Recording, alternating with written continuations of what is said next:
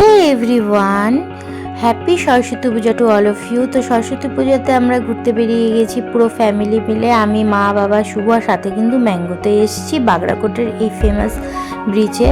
দেখো ব্রিজটি সত্যি অসাধারণ, না আসলে পরে দেখবে না। যারা এসছো তারা তো জানো, আর যারা আসোনি এখনও তারা চটপট চলে আসো। সত্যি ব্রিজটি অসাধারণ। তো এই ব্রিজ থেকে আমরা ডাইরেক্ট চলে গিয়েছিলাম গাজলডোবা। তো দেখো গাজলডোবায় এসেছি। গাজলডোবায় তো এত ভিড়, সব জায়গায় অবশ্য সরস্বতী পূজা আসছে সবাই বের হয় ঘুরতে, তাই না? ভালোও লাগে। আর দেখো সবাই কি সুন্দর শাড়ি পরেছে, ভালোও লাগছে। তো গাজলডোবায় এসেছি, চিংড়ি মাছ খাবো না এটা তো কখনো হতে পারে না। তো চিংড়ি মাছের পকোড়া খেয়ে তারপর আমরা বাড়ির থেকে রওনা দিয়ে দিয়েছি। দেখো তো এইভাবেই আমাদের সরস্বতী পুজোর দিনটি কাটলো, খুব ভালো কাটলো। আর ফ্যামিলি সবাই মিলে বেরোলে ভালোই লাগে, বলো, তাই না? তো আশা করি তোমাদের ব্লগটি ভালো লেগেছে। তো দেখা হচ্ছে নেক্সট ব্লগে। টাটা।